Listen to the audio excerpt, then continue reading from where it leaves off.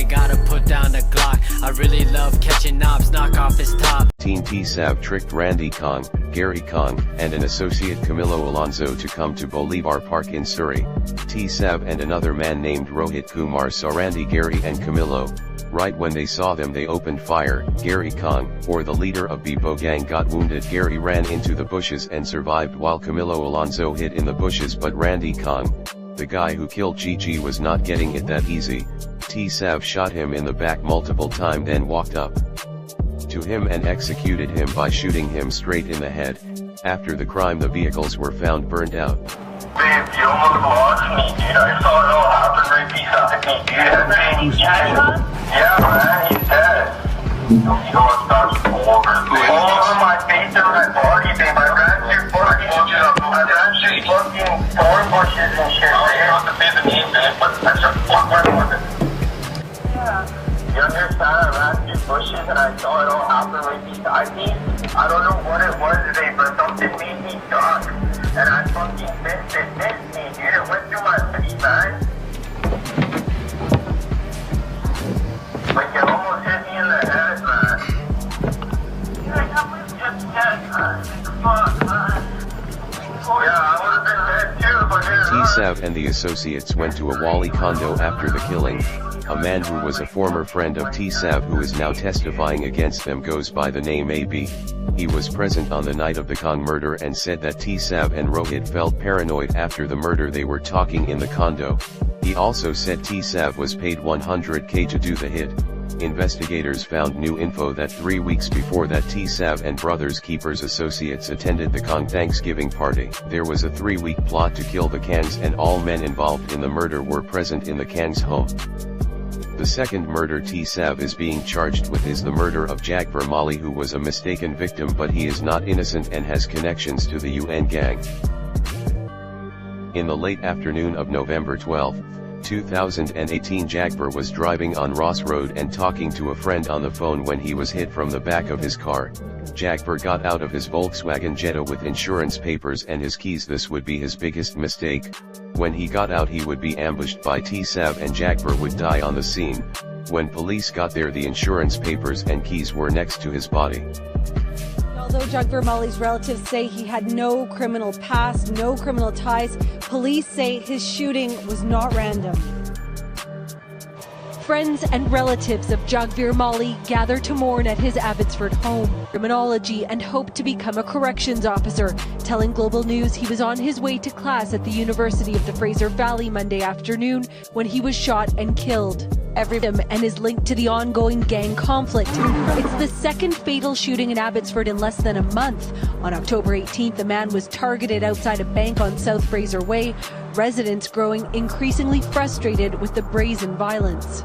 T-Sav told the former friend that he was supposed to kill Mali's brothers Amrit Mali for $30K but killed him instead, but it's unsure if he was paid or if he was paid half because he killed the wrong guy. The judge expects this trial to last 77 days and it is not looking good for Tyrell because his fingerprints have been connected to the Jagver murder and his former friend is going to testify on him. This situation is not looking good for T-Sav as he could face life in prison with no chance of parole, and it looks like he cannot beat this murder case due to the evidence against him. A young kid who grew up in poverty resulting into joining a gang to help his family survive over the years, turning into a killer, wasting his life. T-Sav was handed a life sentence after being convicted for the crimes he committed.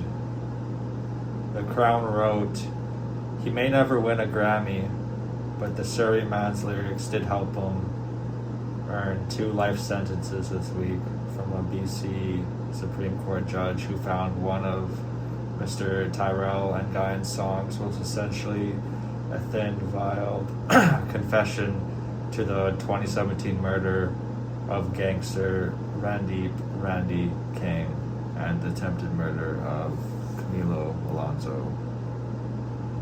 Also, I think it's important to note that the only reason T-Sav was caught was because he was at one of his supposed friends' houses, and it turned out that Mr. AB had the police install video cameras all over the apartment. And so when T-Sav came over to the apartment, there was a whiteboard, and on the whiteboard Mr. T-Sav basically admitted to doing the slayings, and that was what ultimately got him convicted in court. Besides that, he essentially perfected the art of being a hitman. If you were wondering how T-Sav is doing in jail, he has reportedly already broken a guard's nose from a single punch. So he's making some friends in there for sure.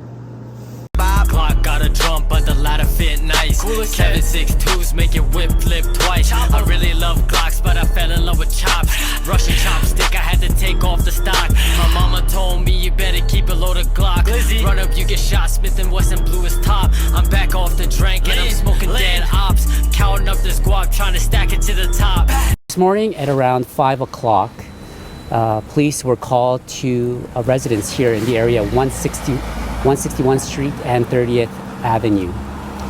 When they arrived, they found a man with gunshot wounds who was taken to hospital, who unfortunately succumbed to his injuries and was pronounced dead.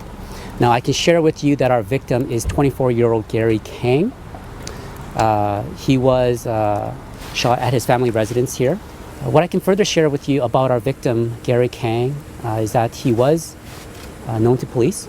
We believe that this was a targeted incident, and further that this, we believe, is linked to the ongoing Lower Mainland gang conflict. Vernon RCMP received a report of an assault with a weapon at a residence in Coldstream. Upon arrival, police discovered 2 bodies within the home. A man suffering from a potentially life-threatening injuries, and the 4th man was taken into custody and released, it says. One of the bodies discovered was Camilo Alonso. The police have labeled this as a targeted hit, although the real reason behind this is because Camilo Alonso stole $50,000 from someone important, clearly, and someone who ain't playing no games, clearly, because none of the residents at this trailer park heard any gunshots. That means the 2 men that kicked in the door had silencers. They knew what they were doing. They got done what needed to be done. I'm not sure what Camilo had going on in his mind, but if you're gonna steal $50,000 from someone who's selling bits and pieces and bricks, you should probably lay low. But what he did was he continued his business, selling his bits and pieces out of a trailer park mobile home, where everyone knew where he was, all of his customers. There's so many people that could have known where he was, and all it took was the one person to tell the wrong person, and this whole incident happened.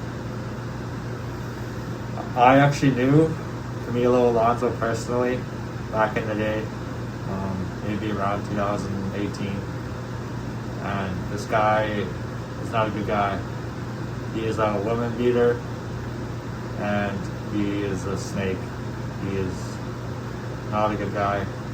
I would not suggest feeling bad for him.